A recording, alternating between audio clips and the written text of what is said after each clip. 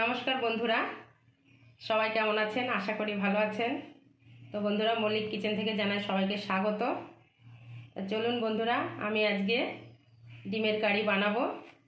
তো এর জন্য আলু সিদ্ধ করে নিয়েছি, ডিম সিদ্ধ করে নিয়েছি, আলু ছুলে নিয়েছি, ডিমগুলোও ছুলে নিয়েছি। তো আমি এখন ডিমগুলো একটু ফুটো ফুটো করে দেব, কারণ এটা ফাটবে না ভাজতে গেলে।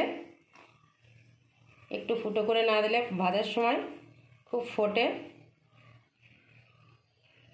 আপনারা একটু ফুটো ফুটো করে নেবেন, তাহলে আর ভয় থাকবে না।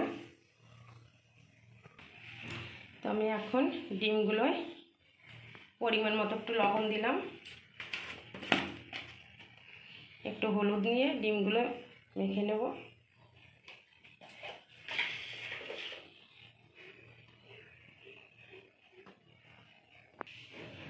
এবার দিয়ে দেব পরিমাণ মতো তেল, দিয়ে আমি ডিমগুলো ভেজে নেব।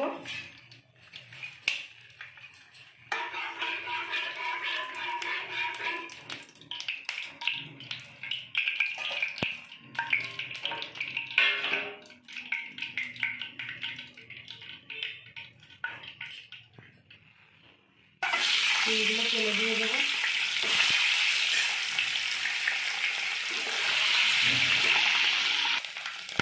হ্যাঁ বন্ধুরা, ডিমগুলো ভাজা হয়ে গেছে। আমি একটা পাত্রে নামিয়ে নেব। এবার আলুগুলো একটু ভেজে নেব।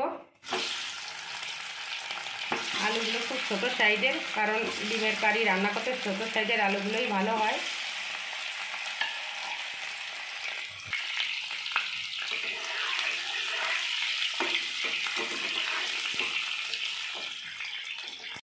আলুগুলো ভেজে নিয়েছি।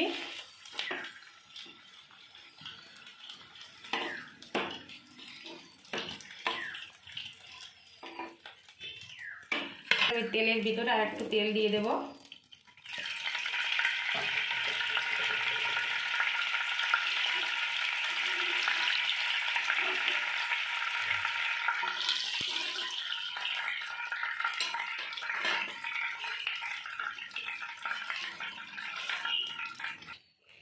দেব একটা শুকনো লঙ্কা,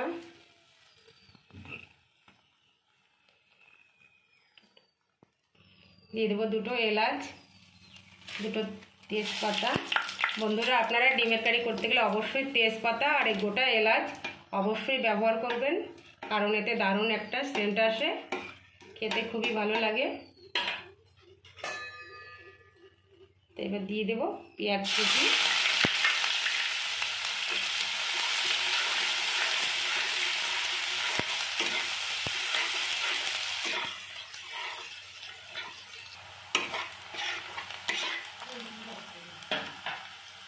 আমি এবার দিয়ে দেবো কেটে রাখা টমেটো।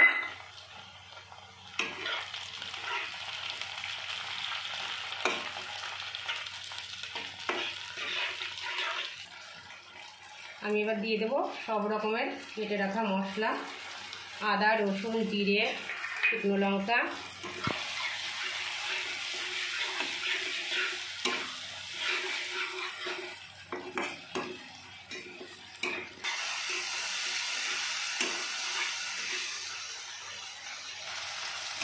বন্ধুরা, আমার মশলা কষানো হয়ে গেছে, দেখুন কি সুন্দর তেল ছেড়ে দিয়েছে। এবার দিয়ে দেবো ডিম আলু ভেজে রাখা,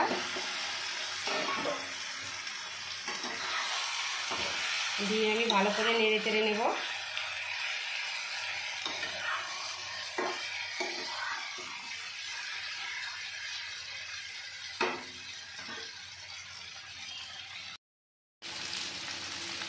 আমি দিয়ে দেবো পরিমাণ মতো লবণ, একটুখানি হলুদ গুঁড়ো,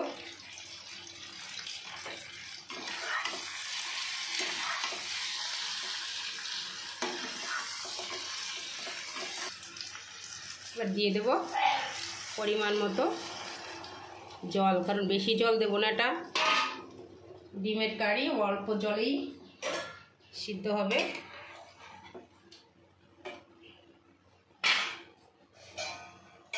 এবার 5 থেকে 6 মিনিট ঢেকে দেবো। দেখুন বন্ধুরা, আমার রান্না হয়ে গেছে। কি দারুণ একটা কালার এসছে, আর তেলও ছেড়ে দিয়েছে।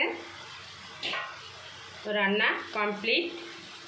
আমি একটু শাহি গরম মশলা দিয়ে নামিয়ে নেব।